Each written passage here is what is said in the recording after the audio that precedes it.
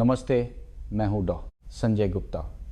आज हम सिर्फ एक विषय पर बात करेंगे, एक ऐसा महत्वपूर्ण विषय जो ये तय करता है कि आप अपने जीवन का दूसरा हिस्सा स्वस्थ और सम्मान के साथ जी पाएंगे या नहीं. और वह विषय है स्ट्रोक. बुढ़ापे में रक्तवाहिकाएं दिन ब दिन कठोर और भंगुर होती जाती हैं. सबसे बड़ी चिंता ये होती है कि कहीं अचानक स्ट्रोक ना आ जाए. आज मैं आपको एक अच्छी खबर बताने जा रहा हूँ. एक ऐसी खोज जिससे कई डॉक्टर भी हैरान हैं. सब्जी मंडी में 3 ऐसे फल छिपे हैं जो बहुत ही आम और सस्ते हैं, लेकिन रक्तवाहिकाओं की रक्षा करने और स्ट्रोक को रोकने की उनकी क्षमता शायद आपके द्वारा खाई जाने वाली कुछ महंगी दवाओं से भी ज़्यादा शक्तिशाली है. इस पर विश्वास न करना मुश्किल हो सकता है, लेकिन ये हार्वर्ड मेडिकल स्कूल द्वारा किए गए एक चौंकाने वाले अध्ययन का परिणाम है, जिसमें 20 साल तक 50 शून्य से अधिक लोगों की खान पान की आदतों पर नज़र रखी गई. अध्ययन में पाया गया कि जो लोग नियमित रूप से कुछ विशेष प्रकार के फल खाते थे, उनमें स्ट्रोक होने की संभावना उन लोगों की तुलना में 32% कम थी जो नहीं खाते थे. इसका मतलब यह है कि हर एक 100 लोग जिन्हें स्ट्रोक हो सकता था, उनमें से 32 लोग इन कुछ चीज़ों को सही तरीके से खाने की वजह से बच गए. ये 3 फल आखिर कौन से हैं और उनका अधिकतम लाभ उठाने के लिए उन्हें कैसे खाना चाहिए, आज के वीडियो में मैं इन सभी सवालों का जवाब एक ही बार में स्पष्ट रूप से दूंगा. मुख्य विषय में प्रवेश करने से पहले अगर आपको हमारी साझा की गई सामग्री पसंद है तो कृपया कमेंट सेक्शन में एक या पसंद है लिखें.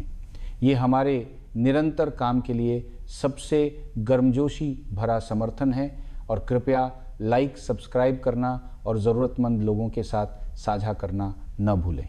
इन 3 फलों का खुलासा करने से पहले आइए एक सवाल को स्पष्ट करें. ये स्ट्रोक आखिर है क्या? हमारे मस्तिष्क को ऑक्सीजन और पोषक तत्वों की आपूर्ति के लिए रक्त पर निर्भर रहना पड़ता है. ये रक्त हमारे सिर के अंदर की रक्तवाहिकाओं के माध्यम से पहुंचाया जाता है. स्ट्रोक का मतलब है कि मस्तिष्क की रक्तवाहिकाओं में कोई समस्या आ गई है. मुख्य रूप से 2 स्थितियां होती हैं. पहली स्थिति इस्केमिक स्ट्रोक, खून का थक्का जमना. इसका मतलब है कि रक्तवाहिका अवरुद्ध हो गई है. जब रक्तवाहिका अवरुद्ध हो जाती है तो रक्त प्रवाहित नहीं हो पाता, जिससे मस्तिष्क की कुछ कोशिकाएं ऑक्सीजन और पोषक तत्वों की कमी के कारण मरने लगती हैं. दूसरी स्थिति हेमोरेजिक स्ट्रोक, नसों का फटना. इसका मतलब है कि रक्तवाहिका फट गई है. रक्त फटी हुई जगह से बाहर निकलता है और सीधे मस्तिष्क की कोशिकाओं पर दबाव डालता है और उन्हें नुकसान पहुंचाता है. साथ ही यह सामान्य रक्त आपूर्ति को भी बाधित करता है, चाहे वह रुकावट हो या फटना. अंतिम परिणाम मस्तिष्क की कोशिकाओं का बड़े पैमाने पर मरना होता है. मस्तिष्क की कोशिकाओं को होने वाला नुकसान बहुत गंभीर होता है, क्योंकि शरीर के अन्य हिस्सों जैसे त्वचा के विपरीत एक बार मस्तिष्क की कोशिकाएं मर जाती हैं तो वे पुनर्जीवित या ठीक नहीं हो सकती. यह क्षति स्थायी होती है. यही स्ट्रोक की सबसे भयानक बात है, इसकी क्षति स्थायी होती है. 65 वर्ष से अधिक उम्र के बुजुर्गों में मृत्यु का कारण बनने वाली प्रमुख बीमारियों में स्ट्रोक हमेशा शीर्ष पर रहता है. भले ही कोई बहुत भाग्यशाली हो और उसे बचा लिया जाए, लेकिन आंकड़े हमें बताते हैं कि आधे से अधिक लोगों में कम या ज़्यादा गंभीर परिणाम रह जाते हैं. हो सकता है कि शरीर का आधा हिस्सा काम करना बंद कर दे और उन्हें व्हील चेयर का सहारा लेना पड़े. हो सकता है कि वे ठीक से बोल ना पाएं, उनका मुंह टेढ़ा हो जाए और खाते समय लार टपकती रहे. हो सकता है कि उनकी याददाश्त इतनी कमज़ोर हो जाए कि वे अपने बच्चों को भी न पहचान पाएं. इसलिए आज मैं आप सभी से एक बात पर जोर देना चाहता हूँ. रोकथाम हमेशा इलाज से बेहतर है. रोकथाम के बारे में बात करने से पहले मुझे आपको एक जीवन रक्षक जानकारी देनी होगी. अगर मैं कहता हूँ कि अगर स्ट्रोक सच में हो जाता है तो हमें क्या करना चाहिए, कृपया इस शब्द को याद रखें जल्दी. हम डॉक्टर अक्सर एक शब्द का इस्तेमाल करते हैं, सुनहरे 3 घंटे.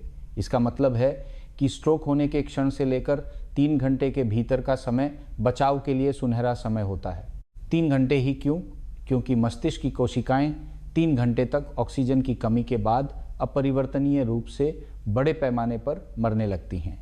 यदि आप 3 घंटे के भीतर एक सक्षम अस्पताल पहुंच सकते हैं तो डॉक्टरों के पास दवाओं जैसे थक्का घोलने वाली दवाएं या सर्जरी का उपयोग करके अवरुद्ध रक्त वाहिका को खोलने के तरीके होते हैं ताकि रक्त फिर से प्रवाहित हो सके।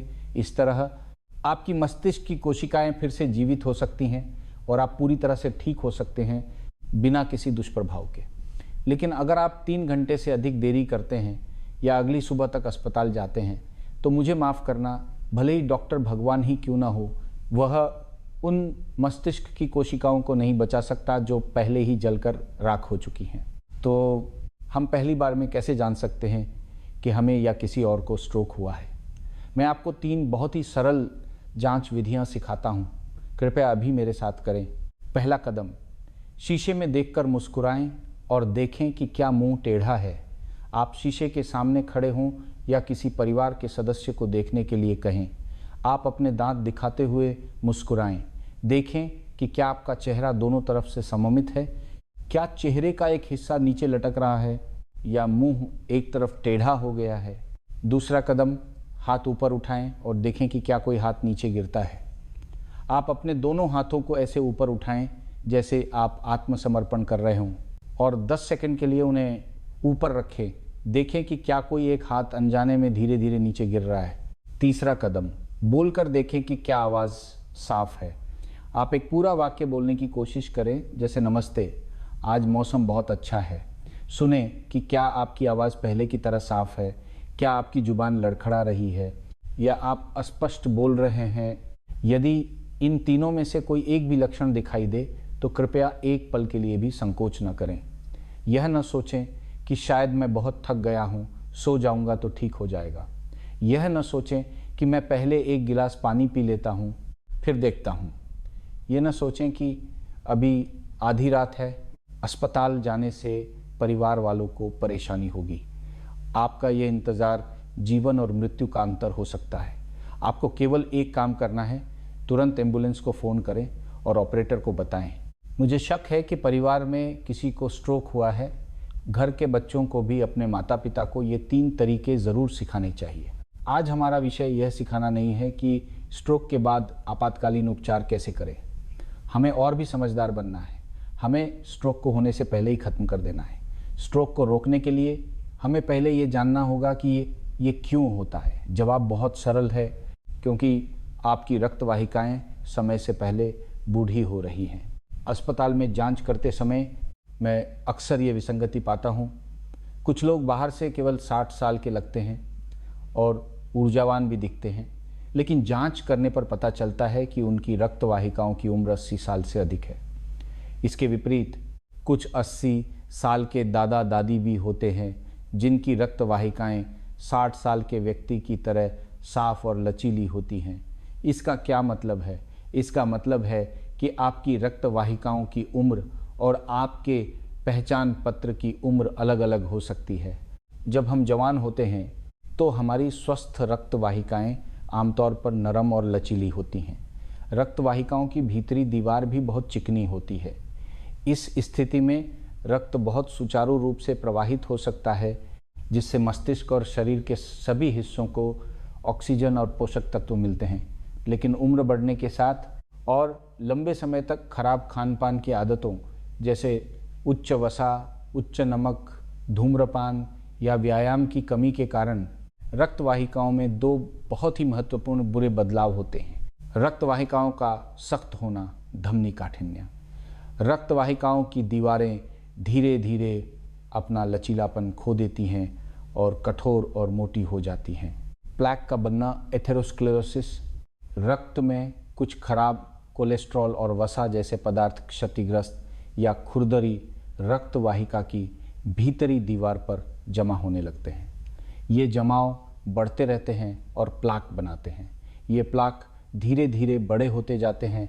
ये प्लाक जो BHOB, जिससे रक्त वाहिका के अंदर का स्थान, जिसे चिकित्सकीय भाषा में ल्यूमेन कहा जाता है, संकरा होता जाता है।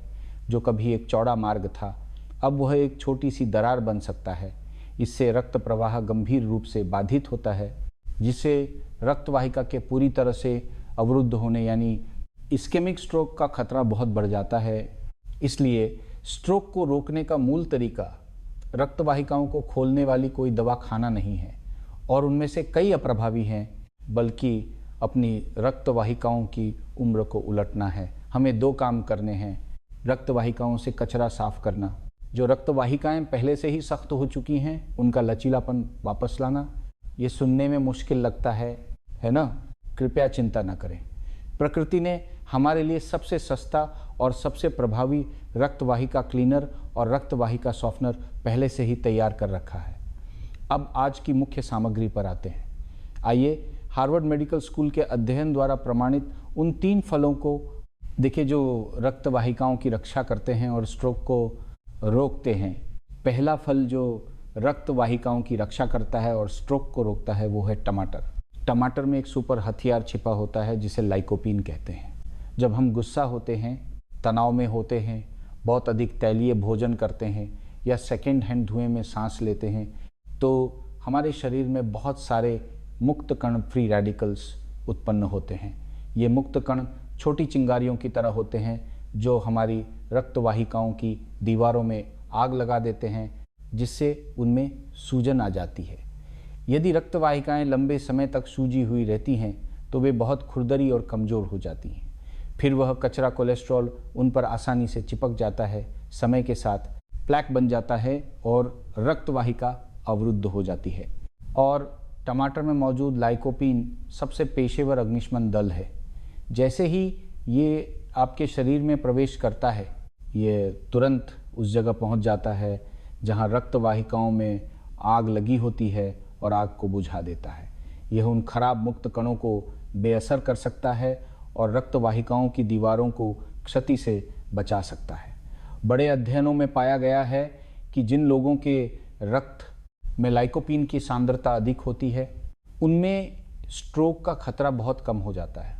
हार्वर्ड विश्वविद्यालय के उस महान अध्ययन ने पुष्टि की कि जो लोग लंबे समय तक टमाटर खाते हैं उनमें स्ट्रोक की संभावना उन लोगों की तुलना में 20% कम हो जाती है जो नहीं खाते।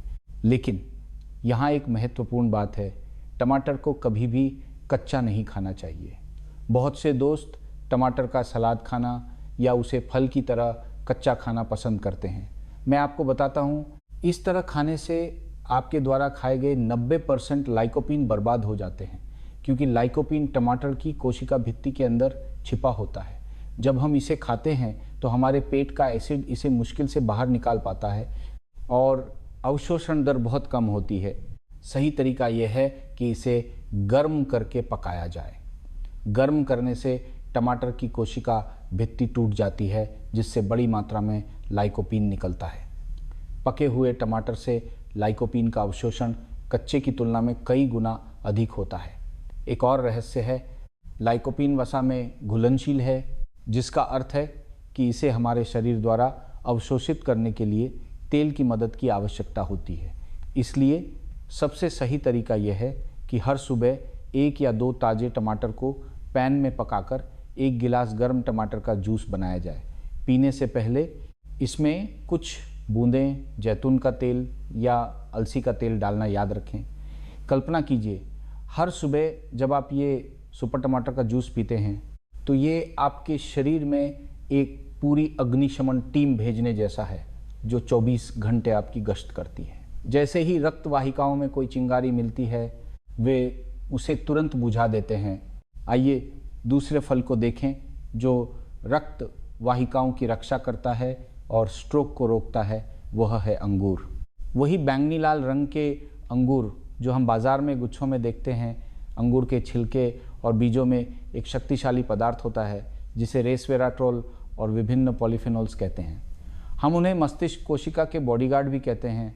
हमारा मस्तिष्क हमारा मुख्यालय सबसे कीमती और नाजुक हिस्सा है, लेकिन इसीलिए यह हमलों के प्रति सबसे अधिक संवेदनशील भी है। तनाव, प्रदूषण, देर रात तक जागना, ये कारक हर दिन हमारी मस्तिष्क की कोशिकाओं को नुकसान पहुंचाने की कोशिश करते हैं और अंगूर के छिलके में मौजूद ये मस्तिष्क कोशिका के बॉडीगार्ड अपना काम बहुत अच्छी तरह से करते हैं। सबसे पहले वे मस्तिष्क की कोशिकाओं की रक्षा करते हैं और ख़राब तत्वों को उनके पास आने और उन्हें नुकसान पहुंचाने से रोकते हैं। दूसरे, वे उन मस्तिष्क की कोशिकाओं की मरम्मत में भी मदद करते हैं जो पहले से ही थोड़ी घायल हो चुकी हैं, ताकि वे अपनी जीवन शक्ति वापस पा सकें। सबसे शक्तिशाली बात यह है कि वे हमारे मस्तिष्क में सूक्ष्म परिसंचरण को बढ़ावा दे सकते हैं, यानी सबसे छोटी रक्त वाहिकाओं में रक्त के प्रवाह को बढ़ा सकते हैं ताकि ऑक्सीजन और पोषक तत्व प्रत्येक मस्तिष्क कोशिका सैनिक तक अधिक सुचारू रूप से पहुंच सकें। कई अध्ययनों में पाया गया है कि जो बुजुर्ग नियमित रूप से छिलके और बीज सहित अंगूर खाते हैं वे याददाश्त, परीक्षण और प्रतिक्रिया की गति में उन लोगों से बेहतर प्रदर्शन करते हैं जो नहीं खाते। इसलिए अंगूर खाते समय उन्हें छिलके के साथ ज़रूर खाना चाहिए। बहुत से लोग अंगूर खाते समय छिलका थूक देते हैं। ये वास्तव में बहुत अफसोस की बात है। आप सबसे कीमती हिस्से को फेंक रहे हैं और बस थोड़ा सा मीठा पानी पी रहे हैं। सही तरीका यह है कि हर दिन दोपहर के भोजन के आधे घंटे बाद एक छोटा गुच्छा अंगूर खाएं। याद रखें कि उन्हें अच्छी तरह से धो लें। आप उन्हें कुछ देर के लिए आटे के पानी में भिगो सकते हैं, फिर छिलके के साथ धीरे धीरे चबाएं और निगल जाएं। शुरू में आपको छिलका थोड़ा कसैला लग सकता है, लेकिन आदत पड़ने पर यह ठीक हो जाएगा। आप सोचिए कि हर बार जब आप चबाते हैं तो आप अपने कीमती मस्तिष्क के लिए एक और निजी अंगरक्षक भेज रहे हैं। तीसरा फल जो रक्त वाहिकाओं की रक्षा करता है और स्ट्रोक को रोकता है वो है एवोकाडो मक्खन फल। एवोकाडो को फलों का राजा कहा जा सकता है। इसके मुख्य रूप से दो प्रभाव हैं, रक्तचाप को स्थिर करना और रक्त वाहिकाओं को साफ करना। रक्तचाप को स्थिर करना, मध्यम आयु वर्ग और बुजुर्ग दोस्तों में से 10 में से 7 या 8 को उच्च रक्तचाप की समस्या होती है और उच्च रक्तचाप स्ट्रोक का नंबर 1 अपराधी है।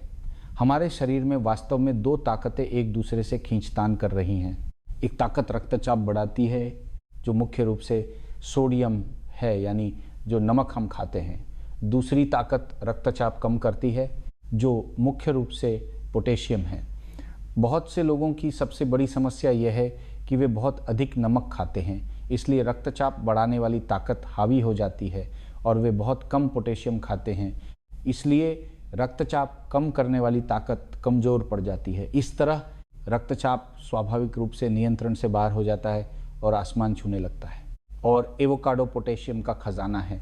इसमें पोटेशियम की मात्रा हमारे जाने पहचाने केले से भी बहुत अधिक होती है। जैसे ही एवोकाडो में मौजूद पोटेशियम आपके शरीर में प्रवेश करता है, ये आपके गुर्दों को अतिरिक्त नमक को बाहर निकालने में मदद करता है। साथ ही ये बड़ी मात्रा में पोटेशियम की पूर्ति भी करता है। इस एक आने और एक जाने से आपका रक्तचाप आज्ञाकारी रूप से स्थिर नहीं हो जाएगा क्या? अमेरिकन हार्ट एसोसिएशन AHA ने एक अध्ययन किया जिसमें पाया गया कि जो लोग 3 महीने तक हर दिन एवोकाडो खाते थे उनका रक्तचाप औसतन 8 से 12 mmHg कम हो गया। दोस्तों, इन 10 अंकों को कम मत समझो। चिकित्सा आंकड़े बताते हैं कि यदि आपका रक्तचाप केवल 10 अंक भी स्थिर रूप से कम हो जाता है तो आपके स्ट्रोक का खतरा 40% तक गिर सकता है। रक्त वाहिकाओं को साफ करना, हमने पहले उल्लेख किया था कि रक्त वाहिकाओं में कचरा खराब कोलेस्ट्रॉल LDL होता है, लेकिन हमारे शरीर में अच्छा कोलेस्ट्रॉल HDL भी होता है। अच्छा कोलेस्ट्रॉल कचरा ट्रक की तरह होता है जो खराब कोलेस्ट्रॉल को दूर ले जाने के लिए जिम्मेदार होता है। और एवोकाडो में मोनोअनसैचुरेटेड फैटी एसिड होते हैं जो एक बहुत अच्छा वसा है। जब यह अच्छा वसा शरीर में प्रवेश करता है तो ये एक पेशेवर सफाई टीम भेजने जैसा होता है। वे अच्छे कोलेस्ट्रॉल को काम करने में मदद करेंगे, रक्त वाहिकाओं की दीवारों पर चिपके कचरे खराब कोलेस्ट्रॉल को हटाएंगे, पैक करेंगे और ले जाएंगे। तो एवोकाडो को सबसे प्रभावी तरीके से कैसे खाएं? मैं सभी को एक तरीका सुझाता हूँ। हर रात के खाने के समय आधा एवोकाडो आप इसे काटकर सलाद में डाल सकते हैं या इसे मैश करके मक्खन की जगह साबुत गेहूं की ब्रेड पर लगा सकते हैं। सबसे सरल तरीका यह है कि इसे सीधे चम्मच से खाएं। आप स्वाद के लिए थोड़ा नमक और काली मिर्च छिड़क सकते हैं। ठीक है दोस्तों, अब आप रक्त वाहिकाओं की रक्षा करने और स्ट्रोक को रोकने वाले 3 जादुई फलों को जानते हैं। वे हैं टमाटर, आग बुझाने और सूजन से लड़ने के लिए जिम्मेदार; अंगूर, मस्तिष्क की कोशिकाओं की रक्षा करने और एंटीऑक्सीडेंट के रूप में काम करने के लिए जिम्मेदार; एवोकाडो, रक्तचाप को स्थिर करने और रक्त लिपिड को साफ करने के लिए जिम्मेदार। आप इनमें से प्रत्येक को अलग अलग खा सकते हैं और हर एक बहुत बढ़िया है, लेकिन अगर आप उन्हें नीचे दिए गए समय सारिणी के अनुसार एक साथ खाते हैं तो वे एक सुपर ब्रेन प्रोटेक्शन टीम बनाएंगे और प्रभाव कई गुना बढ़ जाएगा। कृपया इस सुनहरी समय सारणी को याद रखें। सुबह उठने के बाद एक गिलास गर्म पका हुआ टमाटर का जूस जिसमें एक बूंद तेल मिला हो। दोपहर के भोजन के बाद 10 से 15 अच्छी तरह से धुले हुए अंगूर छिलके सहित चबाएं। रात के खाने के समय आधा एवोकाडो ब्रेड पर लगाकर या सीधे खाएं। देखिए, इस तरह खाने से सुबह से रात तक आपके शरीर में 24 घंटे पेशेवर गार्ड आपकी रक्त वाहिकाओं और मस्तिष्क की रक्षा के लिए ड्यूटी पर रहेंगे। इन 3 फलों को मिलाकर एक दिन में शायद कुछ 100 रुपये से भी कम खर्च होंगे। इतने कम पैसे से एक ऐसी रक्त वाहिका प्राप्त करना जो 10 साल छोटी हो और एक ऐसा बुढ़ापा जिसमें अचानक गिरने की चिंता न हो, क्या यह निवेश इस दुनिया का सबसे फायदे का सौदा नहीं है? और वे पूरी तरह से प्राकृतिक खाद्य पदार्थ हैं। दवा खाने के विपरीत आपके जिगर और गुर्दों को नुकसान पहुंचाने की कोई चिंता नहीं है। यहाँ एक विशेष अनुस्मारक है। आज मैंने जिन 3 फलों का परिचय दिया, टमाटर, अंगूर और एवोकाडो, वे रोकथाम के लिए हैं। वे आपके घर में लगे चोर अलार्म की तरह हैं। वे स्ट्रोक आने से पहले ही तैयारी कर लेते हैं ताकि स्ट्रोक आने की हिम्मत न करें। इसलिए कृपया याद रखें, चाहे आप आमतौर पर कितने भी टमाटर या अंगूर खाते हों, अगर किसी दिन आप या आपके परिवार के किसी सदस्य में वे 3 लक्षण दिखाई देते हैं जिनके बारे में हमने पहले बात की थी, मुंह टेढ़ा हो जाना, ऊपर उठाया हुआ हाथ नीचे गिर जाना या बोलने में अस्पष्टता, तो उस समय फल आपको बिल्कुल नहीं बचा सकते। आपको केवल एक काम करना है, तुरंत एम्बुलेंस को फ़ोन करें। मुझे सबसे ज़्यादा डर इस बात का है कि कुछ दोस्त मेरी बात सुनकर गलत समझ लेंगे और सोचेंगे कि अगर उन्हें स्ट्रोक हो जाए तो उन्हें जल्दी से एक गिलास टमाटर का जूस पीना चाहिए। ये बिल्कुल गलत होगा, ये किसी की जान ले सकता है। कृपया मेरी बात याद रखें, रोकथाम के लिए फल, इमरजेंसी के लिए अस्पताल। ठीक है दोस्तों, आज की जानकारी यहीं समाप्त होती है। अंत में आइए आज के मुख्य बिंदुओं को सारांशित करें। हमने रक्त वाहिकाओं की रक्षा करने और स्ट्रोक को प्रभावी ढंग से रोकने वाले 3 फलों के बारे में जाना। टमाटर हर सुबह 2 पकाकर 1 बूंद तेल के साथ। अंगूर हर दोपहर 10 छिलके सहित चबाएं। एवोकाडो हर रात आधा भोजन के साथ खाएं। आज से शुरू करना भी देर नहीं हुई है। आपकी रक्त वाहिकाएं भले ही दिन ब दिन बूढ़ी हो रही हों, लेकिन जिस क्षण आप बदलने का फैसला करते हैं, आप रिवर्स बटन दबाते हैं। कृपया कल्पना करें 20 या 30 साल बाद जब आपके आसपास के हमउम्र लोगों को शायद सहारे की ज़रूरत हो या वे बिस्तर पर हों और आप 80 या 90 साल की उम्र में भी स्थिर कदमों से चल रहे हों, आपका दिमाग तेज़ हो और आप खुशी खुशी अपने पोते पोतियों को पार्क में घुमाने ले जा सकें और उन्हें कहानियाँ सुना सकें। वह दृश्य कितना सुंदर है और ये सुंदर भविष्य आपके अपने हाथों में है। ये कल सब्जी मंडी जाकर इन 3 सबसे आम फलों को खरीदने से शुरू होता है। अगर आपको लगता है कि आज की जानकारी आपके लिए मददगार थी तो कृपया लाइक और शेयर करना न भूलें ताकि अधिक से अधिक लोग इस महत्वपूर्ण स्वास्थ्य जानकारी को जान सकें। कृपया नीचे कमेंट सेक्शन में लिखें, मुझे स्वस्थ रहना है और अपनी रक्त वाहिकाओं की रक्षा करनी है और अपने स्वास्थ्य के लिए एक वादा करें। मैं आप सभी के लिए स्वच्छ अबाधित रक्त वाहिकाओं, अच्छे स्वास्थ्य और लंबे जीवन की कामना करता हूं। हम अगली बार मिलेंगे।